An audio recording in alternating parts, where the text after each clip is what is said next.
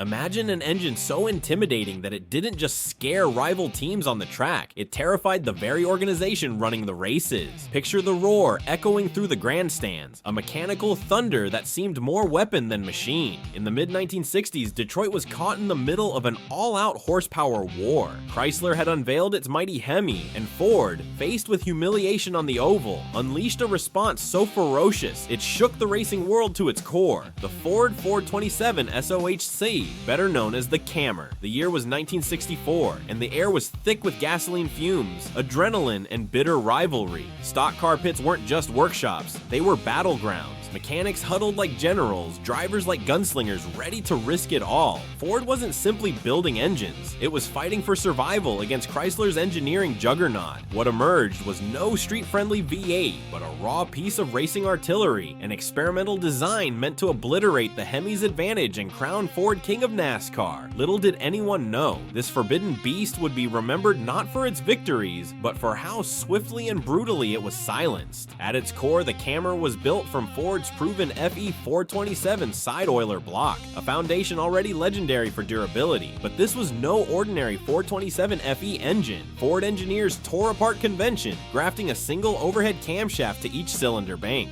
Massive chain-driven camshafts, nearly 6 feet long, snaked through the engine. The setup reduced valve float at high RPMs, a chronic weakness of pushrod V8s. In race trim, the engine was rated at 616 horsepower, though insiders whispered the number was conservative. On the dyno, some claimed it made closer to 650 horsepower, rivaling anything Chrysler could throw down. The backstory is pure racing drama. Chrysler's Hemi had stormed NASCAR with approval from Bill France, and Ford's oval racing dominance seemed doomed. Drag strips and endurance tracks still belonged to the blue oval, but stock car glory was slipping. Desperate, Ford's engineers worked day and night, creating a radical engine that bent the very definition of stock. The nickname Cammer came naturally. It was an alien in a pushrod-dominated world. Its towering valve covers and exotic design unlike anything Detroit had put into production cars. This wasn't just an engine, it was Ford's secret weapon in the Detroit muscle wars. But the Cammer, for all its brilliance, carried flaws. That enormous timing chain? Under brutal high RPM conditions, it stretched and caused instability. Precision tuning was a nightmare, and privateers quickly learned that running one of these engines was like handling a wild stallion. Costs ballooned, nearly double that of a conventional FE engine, and very few could afford to tame it. Still, when the Cammer roared, it dominated. In vintage drag racing, it became a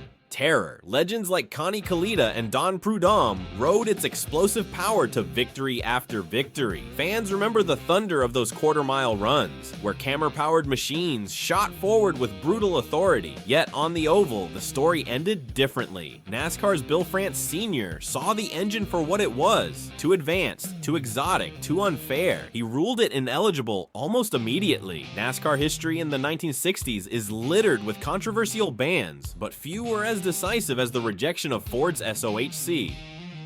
To France, this wasn't a stock car engine, it was a loophole-turned weapon. Within weeks, the Cammer became the most famous outlaw in American motorsport. Even with its official career cut short, the Cammer refused to fade quietly. Some found their way into Ford Mustangs, Galaxies, and even a handful of AC Cobras, machines that instantly became legends. For collectors today, a Cammer-powered street car is the holy grail, a forbidden fruit of Detroit's muscle car history. Less than 500 engines were ever produced, most for racing teams. To hold a Cammer block today is to hold a piece of lost American engineering daring. At auctions, these engines fetch six-figure sums, celebrated as one of the rarest Ford engine prototypes ever built. Enthusiasts whisper stories of secret builds, of experimental cars that never saw the light of day, fueling the mythos of the Ford 427 SOHC. Like the rare guns carried by frontier outlaws, the Cammer became a collector's prize, a symbol of danger, rebellion, and untamed power. Stacked against Chrysler's Hemi, the Cammer often looked stronger in raw horsepower, but where the Hemi proved mass-produced and dependable, the Cammer was temperamental, a high-strung beast. Chrysler offered its Hemi in showroom cars. Ford never could, or would, do the same with the Cammer. Still, its influence rippled forward. Engineers took lessons from its overhead cam architecture and carried them into later Ford modular V8s and SOHC projects. Some even argue its DNA shaped the engineering mindset that birthed the Ford GT40's racing engines, which went on to humble Ferrari at Le Mans. What could have happened if the Camry had run free in NASCAR? Many believe Ford might have rewritten the record books, dominating an era otherwise defined by Chrysler's iron-fisted reign. Instead, the Camry was locked away, Detroit's forbidden superweapon, remembered in whispers rather than in trophies. In the end, the Camry wasn't defeated because it failed. It was defeated because it worked too well. NASCAR didn't want an engine that could shatter parity. Detroit didn't want to bankroll something so expensive and impractical, and rival automakers didn't want to face its thunder. The Ford 427 SOHC was exiled, not because it was weak, but because it was unstoppable. That's why today it stands as one of the greatest what-ifs in American muscle car history. A rare Ford racing engine that pushed technology forward, then was locked away before it could reshape the sport. The Camry's story reminds us that sometimes greatness is silenced not by failure, but by fear. And that's why, even decades later, the 427 SOHC still holds a place among the most legendary, most dangerous engines Detroit ever created. So tell me, if NASCAR hadn't banned the Camry, do you think it would have reigned supreme over the Hemi? Let me know in the comments. And don't forget to subscribe for more rare muscle cars, forbidden Ford engines, and the forgotten V8 stories that shaped Detroit's horsepower wars.